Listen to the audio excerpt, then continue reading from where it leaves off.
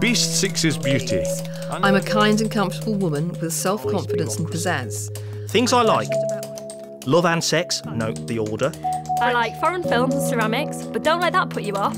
I've also been known to dance on the bar to Billie Jean. Looking to meet a smart, sassy woman with a dose of the unconventional. I kind of just assumed it was maybe plebs that were doing internet dating, really. I didn't tell anyone. I felt kind of sleazy. Thought it was for people who maybe couldn't get a date in real life.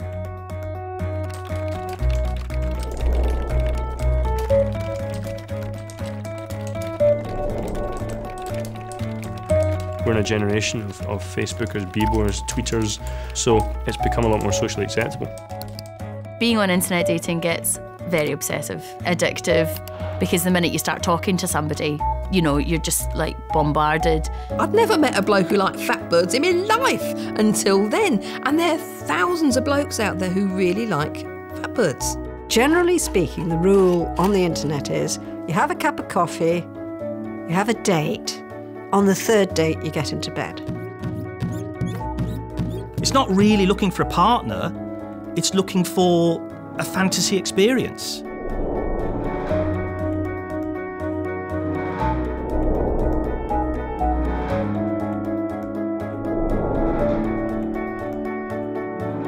Are we all looking for that special relationship? That special something with someone else? Yes. I'm sure we are, don't you think?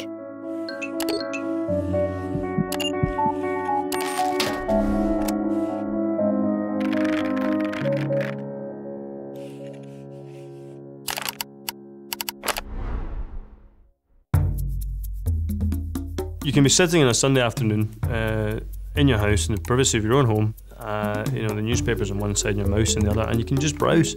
So what I would do is just start at the very beginning, have my cup of tea and my chocolate hobnobs by my side, and simply scroll through. I'd get my daughter to bed and come downstairs, and I've usually got my thermals on and my slippers and that sort of thing, like going out on the pool in your slippers. It's great, isn't it? You were allowed to do a quick search of all the men, the possibilities, so I had a wee look. And I thought, ooh, I like some of these. You had 50 pages of 10 people, so you were immediately confronted with 500 ladies to choose from. It was very exciting. It was great. It's very compulsive. So you very quickly start going through people trying to look at using photographs. It becomes like being a kid in a sweet shop. You know, there's a new toy to play with. You're in a virtual warehouse where every girl in the world is on a shelf. You have so many to choose from. Isn't that great? Let's choose them all.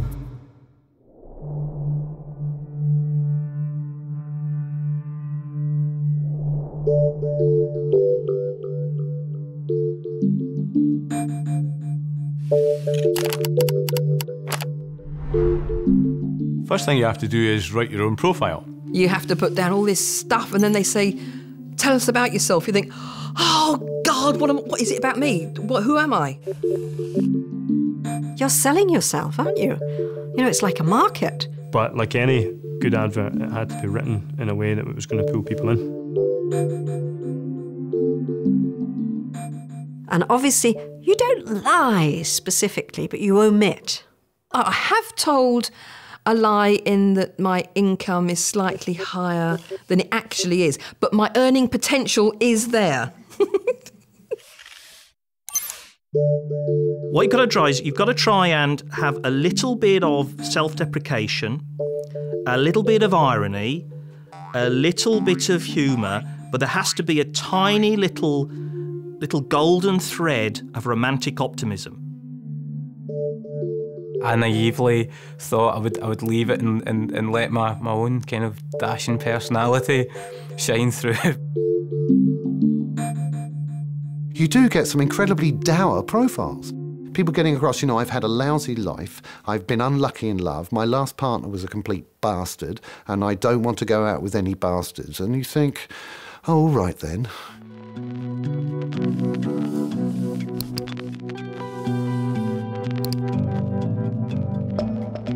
Anglo-Australian restless soul, a fancy way of saying slightly bored. I've lived and loved quite a lot. I can do a passable imitation of various manly pursuits, but I'm also very clean and tidy, have views on interior design, and I moisturise daily.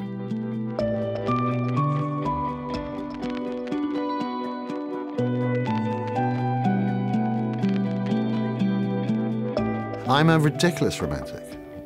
Now, people would say, well, if you're a romantic, what are you doing on internet dating? Looking for romance.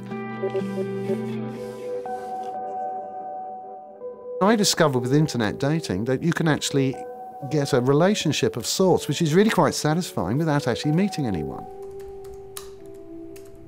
Internet dating constitutes something that actually was lost, which is the art of communicating by letter, the amorous missive.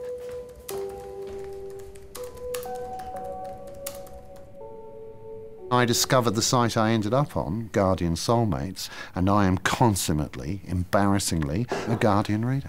There is a high lunatic quotient out on internet dating, there's no doubt about it. And on Guardian Soulmates, you get a particular classy kind of lunatic, you know. You get the hyper-Guardian person, you know, super ecological, super right-on, where you read their profile and there are about 25 preconditions for their future partner. I'm looking for, you know, a very balanced, non-sexist, ecologically aware, sensitive kind of male who doesn't play power games, and goes on and on and on, and you think, I know why you're single. And guess what? I suspect you're going to stay that way. See, some people hide their nuttiness.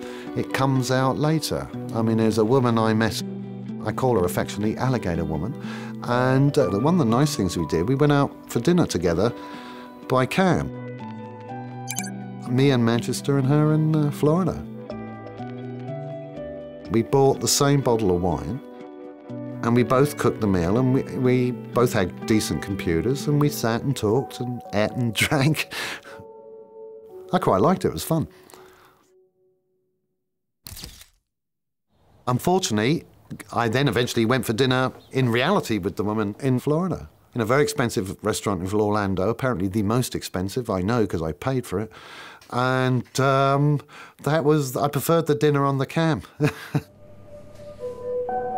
Internet dating, you get a kind of initial euphoric, hey, I thought I was lonely and I can't meet people without hanging around bars, and now I can. And this is where I found myself, and I still am, really poor compared to the women. Most of the women I met were kind of no-nonsense. OK, you've got a pulse, you don't sound like a paedophile, I don't think you're going to kill me, shall we meet for a drink? I'm kind of, let's exchange 700 emails and witticisms for a year or so, and then possibly we'll go out for a drink.